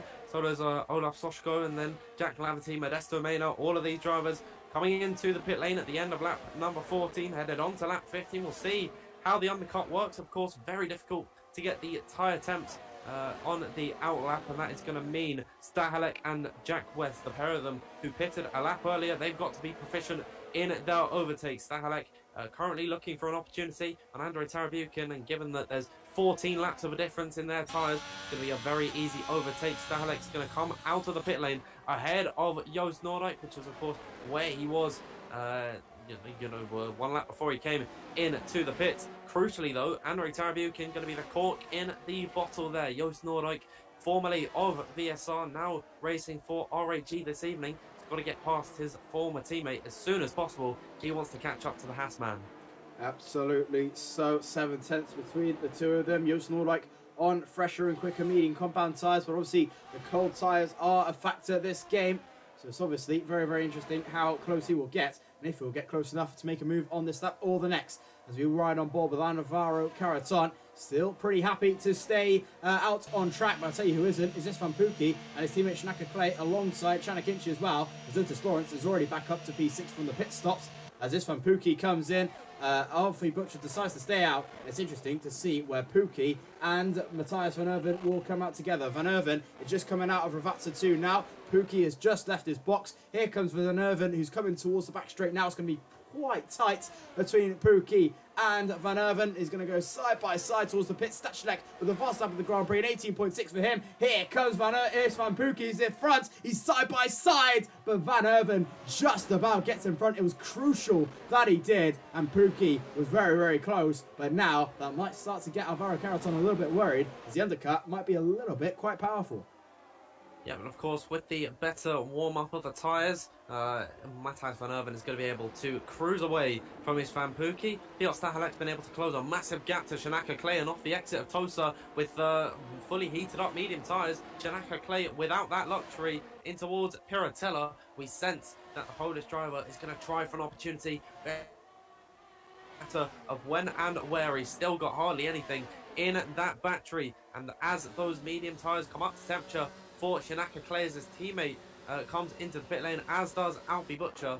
We'll have to wait and see if he can hold off the impending force that is Piotr Stahelek. Dylan Warren gets by on Alexander Kraft as he comes into the pit lane. Caraton leaving his box now. Matthias Van Erven coming through Ravazza 2 now. Where will he emerge in comparison to the Spaniard as he comes now down the straight? Alvaro Caraton is going to be exiting the pit lane. Fastest lap of the Grand Prix goes away of Van Erven. He is the quickest man on track, but coming out of the pit lane, Alvaro Caraton is just going to be ahead. Never mind that. Van Erven now is your leader, and he's got to work as hard as possible to extend that gap. And if he's able to get out of that 1 second window, he can be home sailing this evening. Williams tried to cover the undercut, but just wasn't enough, and Van Erven takes the net lead of the Italian Grand Prix, and Caraton now sits 8/10 behind Van Erven. Antoine Desaluski with another 3-second time penalty added to his name. Otis Lawrence currently leads this one with Dylan Warren in P2. Pedreño sits P3 and Desaluski sits P4. All yet to pit stop, of course. They're all on the same hard compound tyres. So is Andrei Tarabukin in P13. But Van Erven crucially taking the net lead of this Italian Grand Prix. And as you said, Dan, Alvaro Caraton is going to have to work very, very hard to retake this lead. But currently, he's under the pressure of Istvan Pukki, who might be sniffing blood under that crash helmet of the AlphaTauri and might be having a look on Alvaro Caraton coming into turn 1 as they head out of Ravazza 2 now. Pukki does not have a lot of ERS to play around with. Alvaro Caraton is quite low as well, but we'll wait and see what happens in the DRS of Istvan Pukki we go with. Is he close enough to try and go anything with Alvaro Caraton? Kinchi sets the fast lap of the Grand Prix. Pukki not quite close enough on this occasion. He's just going to have to try and sit with Caraton and Van Erven for the remainder of this race.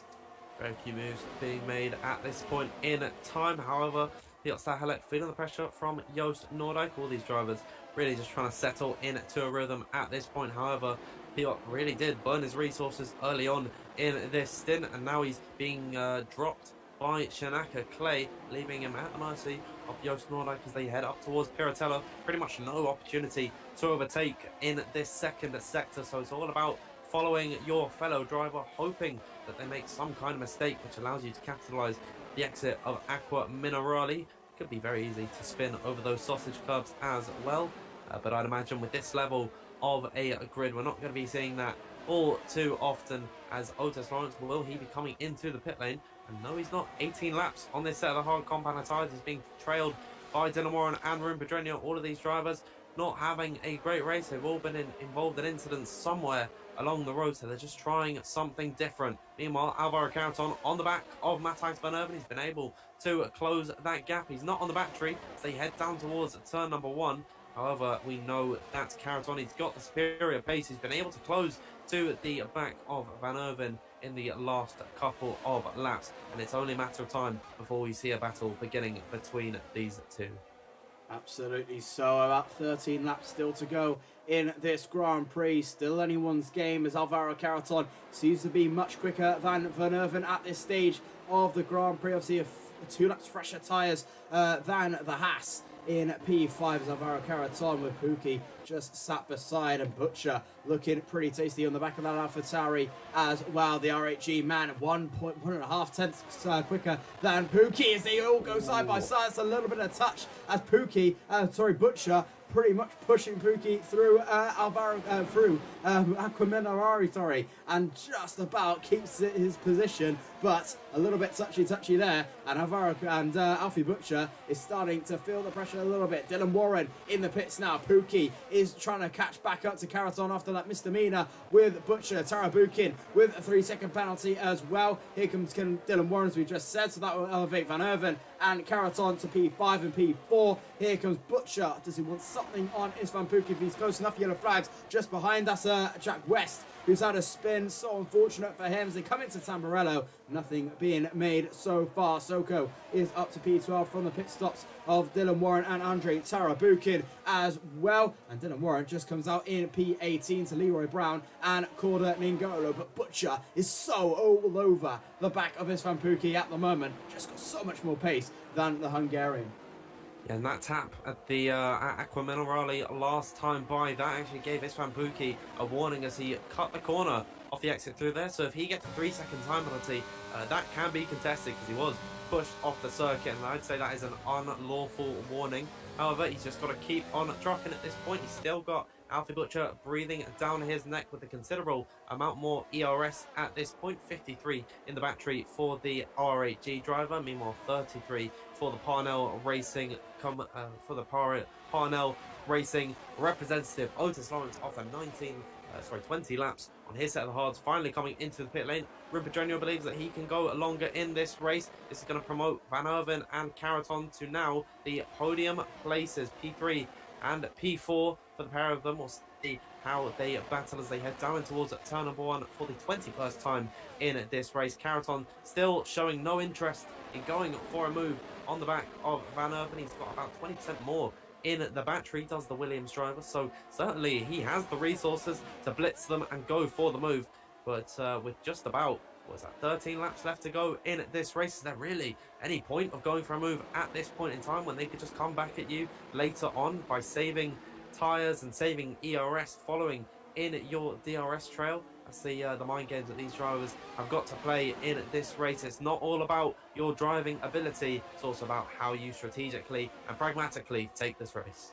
Absolutely so. The pit stops are so crucial here, as Haas knew and Williams knew, which is the reason why Van Erven is currently the net leader of this Grand Prix. The clouds start to darken. Don't think we'll have any threat of rain, just a little bit of overcast weather as we head over the southern part of France. I think we are, wherever we are, near San Marino, as Alfie Butcher, closing up to Istvan Pookie around the final corner. They come 3 tenths between the two of them, but Alvaro Carreton, however, is starting to look a little bit closer and wants to race Matthias Van Erven heading into turn 1 maybe, as there goes Joost Noordijk on Peter Stachlek for P8. Does Alvaro Carreton want anything to go by? Not quite close enough this time around, as Istvan Pookie starts to find that extra gear, and starts to close up to Alvaro Carreton a little bit more. But Alfie Butcher still really breathing down his neck. 1.5 tenths separates him and Istvan Pookie so far. He wants to have a little bit of a look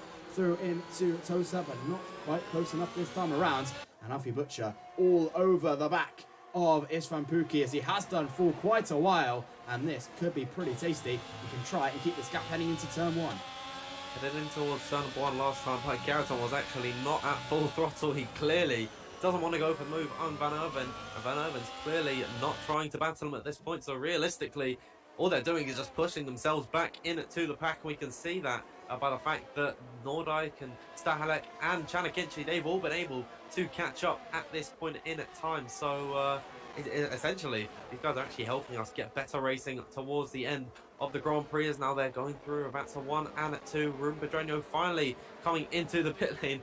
Antoine Desilewski still staying out on circuit. The SRT man leads this race for the first time this evening, but he's still got to pit. He's pulling a Will Lewis-esque strategy where Essentially, you just go as long as you can in the race. And once again, Caraton gets close to the back of Van Urban, but lifts off, headed even towards before the braking zone. So, yeah, intentions have been made clear. Alvaro Caraton does not want to fight Van Urban at this point. They are all saving up the battery as much as they grand finale headed into the last few laps here. Absolutely. So could Desaluski be waiting for a safety car? If he is, then he's going to have to be quite sharp about this, because Van Urban is already in his DRS, but surely he's going to be pitting this lap. Akinci gets a 3-second time penalty for Veloce. Not ideal for his case at the moment. His teammate of Otis Lawrence currently sitting P14, and hopefully going to try and push towards the front of the field a little bit more. His next opponent is Modestro Mena for P13, but we'll ride on board with Van Urban as he tries for something on Antoine Desaluski, as he will get out with the DRS as well. Coming through the final corner comes Van Urban and Desaluski. Desaluski decides to stay out one lap longer. Here comes Van Urban in the DRS of Desaluski. The DRS is run out for the Aston Martin. Side by side goes Van Urban and Desaluski. 3 wide almost. They're so close together. There goes Caraton. What a move from the Spaniard. And Alvaro Caraton was caught. Van Urban was caught napping by Alvaro Caraton. Has a look to the inside. Oh, there's contact made. And there goes Van Urban as Desaluski has hit the back of Van Urban. It's happened immediately in this race. This is amazing. And Antoine Desaluski, staying out a little bit longer, was on the lead lap and has hit Van Urban, who has lost the chance to win the Italian Grand Prix. Caraton now leads, Butcher in second, Shanaka Clay in P3. Williams are now on for a double podium. Norlak P4, Pookie P5. I do not believe this, Dan. Joey's called it in the live chat. He said Antoine is going to cause chaos, and he was absolutely right. And Antoine Desaluski, that is certainly going to be sent to the stewards. I mean, he's 23 lap older hards. Alvaro Caraton want to move though into turn number 1. He knew that if he wasn't able to get by on the SRT representative, then Van Urban was just going to be able to run away with the race, and it would have been completely over from that point onwards. So he sent the move, and he did it perfectly there. Alvaro Caraton now leading this race by some margin. Antoine Desaluski, I think that is a good time to sheepishly come in to the pit lane. Williams at this point, though, as you said, in a fantastic position. RHG not too far behind, and it is currently actually Williams, RHG, Williams, RHG. Istvan Pukki and all of that was overtaken by Joost Noordijk, and all of a sudden, Chanakinchi's found himself into P6. So a lot of different moves to be made, and just to add insult to injury, Matthijs van Urban gets a 3-second time penalty, and what was looking like such a good day for Haas at this point now could leave one of their drivers outside the top 10. I'm sure Haas F1 are absolutely furious with that one, but obviously what a move from Alvaro Caraton into Tamburello. Was brave on the brakes, was brave with this move, and Mika Hakkinen would definitely be proud of that one. Mika, meanwhile, gets a Stachlik now is the lead. Haas as he starts to try and close up to Chanakinchi in P6. Istvan Pukki, who was on course for maybe a podium in this one, now sees himself P5 from all the carnage, and now is trying to close up to Joost Noordijk. Pedreño with a 3-second time penalty added to his name as well, but Desaluski will definitely he'll be definitely interesting to see what the stewards have to say after that one, but definitely an interesting move there nonetheless. But it could be all down to a racing incident. Alvaro Caraton still leads this one with only a handful of laps to go, as Otis Lawrence gets past Alexander Kraft for P11. Dylan Warren does the same to Alessio Mena for P13. Caraton still leading this one, but Butcher is now in prime position to be winning this Grand Prix. Yeah, I think we can take a slight breather from all the action. Just a few laps ago, everyone settling back into their rhythms, and Antoine Desaluski gets a 5-second time penalty for speeding in the pit lane. And I imagine it's going to be a set of the softs trying to nab that fastest lap. I'm not too sure it actually gives points for that in this session, in this league. So we'll have to wait and see what is made of that. Certainly, stewards are going to be very busy this evening. The top 3 breaking away from the pack. Joost Noordijk struggling to keep pace with Shanaka Clay. That could leave the opportunity for Istvan Pukki wide open. Chanakinchi, despite having that 3-second time penalty, one of those warnings were unfair, he could certainly still be in a fight here for a top 5 position, and he knows that because he is on the battery and on the back of Istvan Pukki, headed in towards the first corners. Will Pukki be able to defend this to the inside as he's right on the back of him, headed in towards turn number 1? Can't quite make the opportunity work, and Pukki getting close to the back of Joost Noordijk, and a slight slide actually through the first part of Tamburello. This could open the door once again for Chanakinchi as they head now down in towards Villeneuve. No room at the end for him though. Chanakinchi has to sit in behind in P6 for the time being. Absolutely, Akinci smelling blood on Istvan Pukki, who's been sort of weakened by the moves from Van Erven a few laps ago, which has cost him 2 positions. But he's still closing up to Joost Noordijk, who's currently in P4, and the max he will get probably is looking like a P4. Joost Noordijk 2.5 behind Shanaka Clay at the moment in P3. Williams have their day in the sun so far, as Akinci having a little bit of a snap there out of the exit, as Peter Stachelek all over the back of him at the moment, as this starts to become a Grand Slam finish. 5 or so laps to go still left in this incredible Italian Grand Prix, I do believe. But what an absolutely incredible race we've had on our sleeves. Alvaro Caraton currently leading this one from pole position. Alfie Butcher sits P2 for RHG. Shanaka Clay sits P3. Joost Noordijk P4. And Istvan Pukki P5. Chanakinchi P6. But for how much longer? Is he close enough to the back of Pukki to make a move? No, he's not just yet. And still has to wait around for Istvan Pukki. But Alvaro Caraton and Alfie Butcher start to battle a little bit more, as Otis Lawrence is up to 10th. Absolutely, Otis Lawrence having a decent day of it. Well, actually not having a decent day of it, of course, pitting a lot later. He's been able to show his pace, but of course with that contact between himself and Alfie Butcher was sent him right down the order. And of course with those fresher medium tyres, he could find himself in maybe a top 6 position if his teammate's 3-second time penalty doesn't get removed. So certainly hope is not lost for Otis Lawrence in this race. Meanwhile, at the front of the order, we are certainly entering the twilight stage of this race. It looks like a 3-horse race at this point for the win of the Grand Prix. Any one of these guys can win, and I think the priority has got to be a Williams 1-2. So Alvaro Caraton is going to do his best to help out Shanaka Clay, try and back up Alfie Butcher into him and allow for his teammate to try and make that move stick. And those two, they're going to give themselves all the respect in the world and secure the 1-2 for Williams. Joost Noordijk trying to hold on to P4. Istvan Pukki, I don't think he's on the battery at this point in time, not trying to force the move too early. Alfie Butcher getting close in towards turn number 1. Not going to make it just yet. And at this point, Josh, we are just waiting for a few more laps until they all start to fight.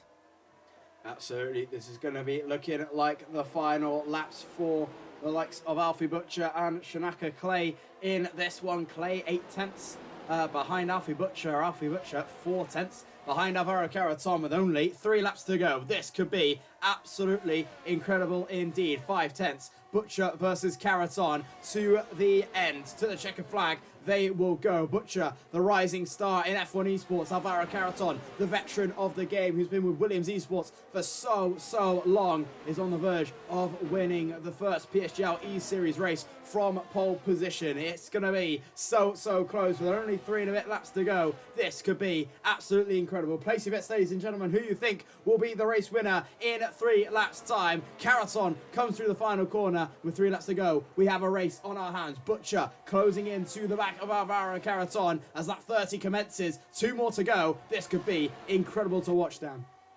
Absolutely, still plenty of time for Alfie Butcher to make this move as he closes up in towards the first corner. Caraton was holding the inside line, and now Butcher with a good run out of Tamburello. He doesn't want to go for the move just yet because that just opens the door for Alvaro Caraton on the next tour by. Alfie Butcher wants to make this move as late as possible. Leroy Brown securing crucial points for SRT in this one. He gets by on Modesto Mena as they continue on up out of Tosa and through Piratella. They go. Alvaro Caraton still leading the way in this one. They're pretty much equal in terms of the battery. The front two on 37%. So still there's sort of level pegging at this point. The only advantage in time is the DRS as he is closing in towards the final few corners. Variante Alta, they are met with where of course Charles Leclerc had his spin in the 2022 race. That was detrimental to his Grand Prix. Will it be detrimental to the pair of these guys? We'll have to wait and see, as now off the exit of Ravazza 2, now they go. Will Alvaro Caraton and Alfie Butcher have their scrap at this point in time? I do believe so, because here comes Butcher on the battery, utilising the DRS as they head down in towards turn number 1. This is it, folks, as now here comes Butcher to the outside of Caraton, defending in towards turn number 1. Alfie Butcher to the outside line, he's into the gravel and off the circuit. Caraton, he's got to give up that position, does Alfie Butcher, but now in towards Villeneuve they go, still on the outside of Alvaro Caraton holding his own in P1, and Alfie Butcher not able to make the opportunity stick. What an inspirational defensive masterclass from Caraton there. He's still ahead of Alfie Butcher. However, Josh, there's still a lap and a half to go. Side by side, they went into Tamburello. Caraton said, no, you don't, son. Alfie Butcher is closing into that race win. He wants that for RHE. He wants it to be taken away from Williams as we head to the last lap of the Italian Grand Prix. Place your bets, ladies and gentlemen. Christian thinks Alfie is going to win it. We've seen a little bit of a slip. There goes Alvaro Caraton having a little bit of a moment out of the final corner. Alfie Butcher pushing him towards the line. He wants that DRS on the last lap. Alvaro Caraton wants the DRS for the last one. Butcher will get it. Into the final corner they come. Butcher versus Caraton versus Clay. The last lap of the Italian Grand Prix starts now. Place your bets. Here we go. Butcher versus Caraton for the final chance, maybe, for Butcher to take this win. They're going to go side by side. Everyone running low on DRS. Butcher, this time to the outside, gets the job done. Butcher takes the lead of the Italian Grand Prix. Now, Alvaro Caraton, what does he have in the pocket? And what does Shanaka Clay have in the pocket? Now, it's Alfie Butcher's time to try and bolt away as much as he can. Keep Caraton and Clay behind to try and win this Italian Grand Prix for the first time in PSGL E-Series. It's going to be an incredible last lap. Half a track we've got left now. 2 more sectors to go. Alvaro Caraton all over the back of Butcher. Butcher trying to clear away with Shanaka Clay waiting in the wings. Pookie could be on to something if something goes horrifically wrong. Butcher to out of Aqua Minerale they go. Into Alsa. Surely now it's looking likely it's going to be Butcher's day in the sun for RHE. It's been an incredible race so far. Caraton might have just lost this on the last lap of the Grand Prix. Incredible scenes. Shanaka Clay is P3 so far. Alfie Butcher, it's unstoppable for him. It's been absolutely fantastic. Alfie Butcher on the last lap of the Italian Grand Prix crosses the line. See ragazzi, he will say. It's Alfie Butcher for REG who wins the first round of the PSGL E-Series. He wins the Italian Grand Prix. Alvaro Caraton sits P2. Shanaka Clay is P3. It's a double podium for Williams. Istvan Pukki doing the community team proud in P4. Joost Noordijk sits P5 for RHG. Lawrence is 6th after his spin as well. Good points for Veloce with Chanakinchi in 7th. Stachelek finishes 8th. Kraft from the back finishes 9th with Dylan Warren in P10. But your man of the day, Alfie Butcher for RHG, wins the first round of the PSGL E-Series.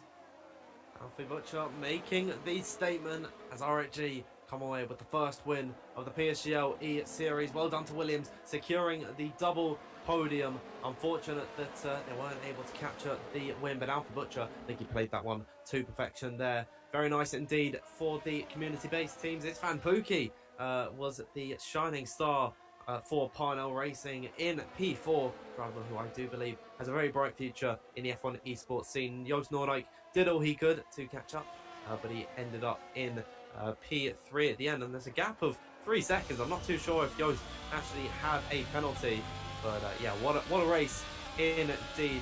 Alfie Butcher coming away with the win, and I think he'll be very happy about that one there. That was a great end to what was a very action-packed race, and hopefully the calendar is going to continue on like this. Absolutely. So a few nods in the chat from F1 Esports, obviously RHG with close connections to the Haas Esports team, with them obviously sniffing around, and Alfie Butcher getting that win today. Who knows, obviously not old enough yet to get into challengers, but this could be a bright little start we have on our hands. We've already seen him on Xbox platforms and on PC last season as well, but what a talent, what a character we'll be having in F1 Esports if he carries on this tradition. Alvaro Caraton is defeated by the youngster. The veteran just could not get the job done from pole position, but Alfie Butcher takes the win here in Italy with Alvaro Caraton taking P2. Shanaka Clay is P3. It's a good day for Williams. They take the maximum points with that double podium. Istvan Pukki doing well for the community teams. He stays P4 after that one. Podium could have been on, but with that crash, who knows what would happen. Joost Noordijk sits 5th. A great day for RHG with Noordijk from 9th to 5th. Otis Lawrence is 6th from his spin earlier on with Chanakinchi in P7. Piotr Stachlek sits 8th with Alexander Kraft in P9. Dylan Warren sits P10 as well. Matthias Van Erven will sit 11th. So close to that win. Just a few incidences near the end cost him that one with Lavertine P12. Soko 13th. Brown 14th. Mena is 15th. Pedreño is 16th. Corden Ngolo finishes 17th. Jack West is 18th with Andrei Tarabukin in P19 with the fastest lap. And Antoine Desaluski sits in P20. But oh my goodness me, Dan Fields, what a race we've just been witness to.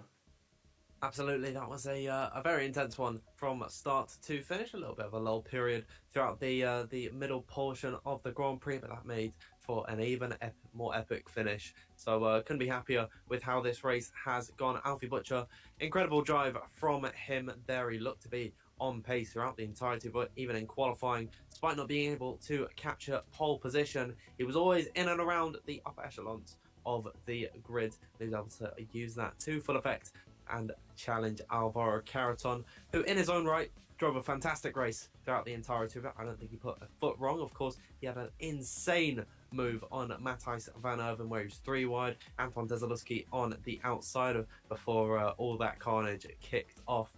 And then Shanaka Clay, he came up actually. I think he started around about 7th or 8th position. He was able to come up through the order, finish in P3, keep his nose clean when others couldn't. And he had a fantastic race. So all 3 drivers on the podium, I'd say, were very much deserving. Absolutely. So hopefully we can get a few interviews in with some of our drivers, hopefully, if they do come in. But yeah, what an absolutely fantastic race we've just said there, obviously there, Dan. And obviously a lot of chat a lot of talk in the chat about Alfie Butcher as well. Still young, a future star, says Avatar there. But yeah, obviously we've already known this. We have a very bright star on our hands with Alfie Butcher, and obviously that statement win there between himself and Alvaro Caraton, and obviously Shanaka Clay as well. Been with Williams so long. We can have a very tasty driver, and maybe next year's time. Obviously, he's not old enough to qualify for esports just yet, but as we've just been noticing, Haas obviously with the RHG development, we could have some tasty driver on our hands with Alfie Butcher in a couple of years' time, and could be the next F1 esports champion. Absolutely, a lot of drivers on this grid tonight, of course, in these academy teams like RHG and like Veloce Elite. They are really the future of F1 esports, so you've got to catch them whilst catch them early on and see them before they really hit their primes. And certainly, Josh, I believe that there is going to be a new generation of stars breaking onto the scene very soon. Hopefully we can get them in for some interviews and talk who are winners and podium sitters. But at the moment, I'm just trying to see if there's anyone in any voice chat anywhere, but I don't believe so. Hopefully, though, we can get them in the waiting room and then have a little chat with them.